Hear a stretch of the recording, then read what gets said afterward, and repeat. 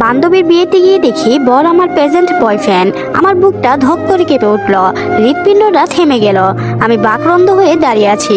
কাল রাতে এই মহানায়ক আমাকে বলেছে সে ট্যুরে যাচ্ছে, নেটওয়ার্কের সমস্যা থাকলে ফোন বন্ধ দেখাবে, অথচ সে সুজা বিয়ের পিড়িতে। 2 বছর 15 দিনের রিলেশন আমাদের, কত খুনসুটি আর ভালোবাসার স্মৃতি আমাদের। আমার চোখে রাফি সৎ নম্র ভদ্র ছেলে। তার চেয়ে বড় কথা, আমাকে নিয়ে ভীষণ সিরিয়াসে, খুব কেয়ারিং ছেলে। অথচ ছেলেটা না জানিয়ে সোজা অন্য মেয়েকে বিয়ে করতে চলে এলো, অথচ আমি একটু শব্দটুকু জানলাম না। বিয়েটা যেহেতু ঘরোয়া ভাবে, তাই সবাইকে ড্রয়িং রুমের পাশেই রুমটিতে বসানো হয়েছে। ওদের আগ্রহী নিয়ে হবু দুলাপিকে দেখতে লাগলাম। জানালার ফাঁক দিয়ে চোখ রাখতেই রাফিকে দেখলাম। অনেকগুলো ছেলের মধ্যে রাফি দবদবে সাদা পাঞ্জাবি পরে আছে। রাফি বলেছিল রাতের গাড়িতে সে চট্টগ্রামে যাচ্ছে, অথচ সেই সিরাজগঞ্জেই। ভাবলাম বন্ধুর বিয়ে তো হয়তো এসেছে। পাশে থাকা লিলিমাকে বললাম, বর কোনটা রে? লিলিমা অনিমার ছোট বোন। সে হাতের ইশারায় দেখালো রাফিকে। আমি পুরো কনফিউজ ছিলাম যে রাফি বর হতেই পারে না। লিলিমা বলল, চলো ভিতরে চলো। আমি বললাম, আমার ওয়াশরুমে যেতে হবে, তুমি যাও, আমি পরে আসছি। ও চলে গেল। পায়ের তালাতে যেন সুপারগুলোতে লাগানো হয়েছে আমার। ওইখান থেকে সরতেই পারছি না। শরীরের সমস্ত শক্তি যেন কেউ শুষে নিল। পুরো পৃথিবীটা যেন ঘুরতে লাগলো। আমি নড়তে পারছি না। এত ভালোবাসার মানুষটা না জানিয়ে বিয়ে করতে চলে এলো, কিন্তু কেন? আজ অনিমার বিয়ে। অনিমা আমার স্কুল জীবনের বান্ধবী, খুবই ঘনিষ্ঠ বন্ধুত্ব আমাদের। অনিমার বাবাও আমার বাবার ক্লোজ ফ্রেন্ড। বাবা জব ট্রান্সফারের সাথে আমার শিফট হয়েছে ঢাকায়, তাই দেখা সাক্ষাৎ কমই হয়, তবে কথা হয় প্রতিদিন। সকালে ঘুম থেকে উঠে জানতে পারলাম অনিমাকে পাত্রপক্ষ দেখতে আসবে, পছন্দ হলেই বিয়ে। তাই আমরা যেন এখনই ঢাকা থেকে সিরাজগঞ্জ চলে আসি। বেস্ট ফ্রেন্ডের বিয়ে বলে কথা, না এসে কি পারি চলে আসলাম। ওইদিকে রাফিকে বলতে পারিনি, কারণ তার ফোন সুইচ অফ ছিল। রাফিকে দেখে মন মানছে না আমার। রাফি আমাকে ভীষণ ভালোবাসে, এমন কাজ করতেই পারে না সে। আমি পরপর কয়েকবার ফোন করলাম, কিন্তু ফোন সুইচ অফ বলল। আমি তড়িঘড়ি করে অনিমার কাছে গেলাম। ওর মুখটাতে লাজুক লাজুক ভাব ফুটে উঠেছে। আমাকে দেখেই মুখটা নিচু করলো। অন্য সময় হলে হাসির ঠাট্টায় দু কথা বলতাম হয়তো, কিন্তু এই মুহূর্তে আমার অন্তর পুরো ছাই। নিজের চোখকে ভুল প্রমাণিত করতে অধীর আগ্রহে ওকে জিজ্ঞাসা করলাম, তোর বোনের নাম কি রে? অনিমা বলল, তা তো মনে নেই, তবে বোর দেখছিস তো সিনু। আমার নাম সিনথিয়া। ও ভালোবাসে সিনু বলে ডাকে। আমার নিজের যন্ত্রণা চোখের জল লুকাতে চোরের মতো চাউনি করছে, আর ডুব দিলে অনেক কষ্টে কোনো রকম কথা বলছে। কেন, তুই দেখিসনি গর্ভবতী মানুষের মধ্যে কি তাকানো যায়? লজ্জা লাগে না বল?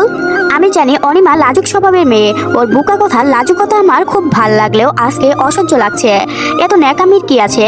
আমি বিরক্ত নিয়ে বললাম, নিজের বন্যা রেখে রেজিস্ট্রেশন পেপার সাইন করছিস? পাগল নাকি? যাজ্ঞা, নাম কি ছেলের? ডয়ারে ছেলের বায়োডাটা রাখা আছে দেখ। আমি তড়িঘড়ি করে উঠে ডয়ার খুললাম। মন প্রাণ দিয়ে চাইছি আমার রাফি যেন না হয়। আমি তখন ভাবছি রাফির কোনো আত্মীয়দের বিয়েতে হয়তো এসেছে। লিলিমা ছোট, ওর হয়তো বর চিনতে ভুল হয়েছে, কিন্তু আমার ধারণা ভুল প্রমাণিত হলো। ছেলের নাম রায়হান রাফি, ওর ছবিও দেওয়া। আমি বরফের মতো জমে গেলাম, সহ্য করতে পারছিলাম না। গোসল করার নাম করে ওয়াশরুমে ঘন্টাখানিক কাঁদলাম, চোখ মুখ ফুলে একাকার।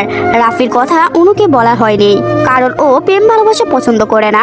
ও জানলে আমার সাথে কথা বন্ধ করে দিত, তাই বলিনি। পুরো 1.5 ঘন্টা পর আমি ওয়াশরুম থেকে বের হলাম। শুনলাম একটু পর বিয়ে পড়াবে, কাজে এসেছে। অনিমার তেমন সাজগোজ পছন্দ না, সাজানোর দায়িত্ব আমার ওপর পড়ল। খুব সাদামাটা ভাবে সাজালাম। মেরুন কালারের জামদানি শাড়ি, হালকা করে লিপস্টিক আর একটু চিকন কালিতে চোখটা এঁকে দিলাম।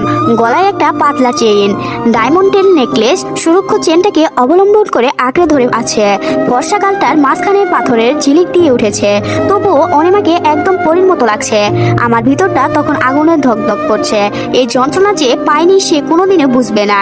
আমি আসার আগেই ওদের কাজে কলমের বিয়ে হয়ে গিয়েছে, শুধু ধর্মীয়ভাবে বিয়েটা বাকি। আমি চাইলে রাফির মুখোমুখি হতে পারি, কেন করলো এমন জানতে চাইতে পারি, কিন্তু ইচ্ছা মরে গিয়েছে। যে ভালোবাসার প্রতিশ্রুতি দিয়ে লুকিয়ে বিয়ে করতে আসে, তার মুখোমুখি আমি কোনোদিনই হব না। আজ অনিমাকে নিয়ে গেলে সকালের গাড়িতেই ঢাকা চলে যাব, সব ভুলে যাব। চোখ দুটো ভীষণ যন্ত্রণা করছে। যতটা পারছি লক্ষ্য চক্ষু আড়াল হয়ে থাকছে। মাগরিবের আজান হলো। নামাজ শেষে সবাই ড্রয়িং রুমে গেল। একপাশে বসানো হলো বরসহ কয়েকজনকে, মাঝখানে পর্দা টেনে দেওয়া হলো। বর বউ মূলত সামনাসামনি বসে আছে, মাঝখানে পর্দা দেওয়া। অনেক জোড়াজুড়িতে আমাকে বসতে হলো কনের পাশে। বুকের ব্যথায় আমার জর্জরিত। কাজী তখন বিয়ে পড়াচ্ছেন, আমার চোখে পানি টলমল করছে। চোখের পানি লুকাতে মাথার কাপড় টেনে নিলাম। ওপাশ থেকে কাজী খুতবা পড়ানো শুরু করে দিলেন। তারপর বিয়ের নিয়ম অনুযায়ী যখন বললেন, বলো মা কবুল, অনিমা তখন চুপ করে রইল। পাশে বসে থাকা অনিমার ভাবি অনিমার মাথায় হাত বুলিয়ে বলল, কবুল বলো। অনিমা হু করে কাঁদলো। আমার বুকটা যন্ত্রণায় ক্রসমন বের হয়ে গিয়েছে, হাত পা কাঁপছে, চোখের পানিতে ভিজে উঠছে আমার ওড়না। সবাই ভেবে নিচ্ছে বান্ধবীর জন্য বুক ফাটছে। ওর সাথে সবাই আমাকে সান্ত্বনা দিচ্ছে, কিন্তু কেউ আমার বুকের ব্যথা দেখছে না। অনিমা 3 বার কবুল বলা শেষ করলো।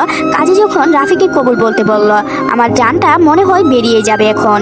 ওপাশ থেকে কাজী বলে উঠল, বলো বাবা কবুল। আমার ভালোবাসার মানুষটা পরপর 3 বার বলল, আলহামদুলিল্লাহ কবুল। আমার ভিতরটা শূন্য হয়ে গেল, হারিয়ে গেল আমার রাফি। বিষাক্ত তীর যেন আমার বুকে একের পর এক গেঁদে পড়ল, আমার বুকটা এফুর এফুর করতে দিল। আমি চিরদিনের জন্য তাকে হারিয়ে ফেললাম। অনিমা হু হু করে কাছে, ভাবি চাচি আম্মু ওকে বুঝাচ্ছে। ঠিক তখনই পর্দার ওপাশে গলা খাকির দিল। কেউ একজন বলল, বোর ওপাশে যাবে। পর্দা ঠেলে এপাশে কেউ এলো, রাফি। আমি মাথার কাপড়ে সারা মুখটা ঢেকে নিলাম। রাফিকে দেখে চাচি আম্মা চলে গেলেন, আমিও পিছিয়ে গেলাম। নিজেকে ঢেকে ফেললাম রুমের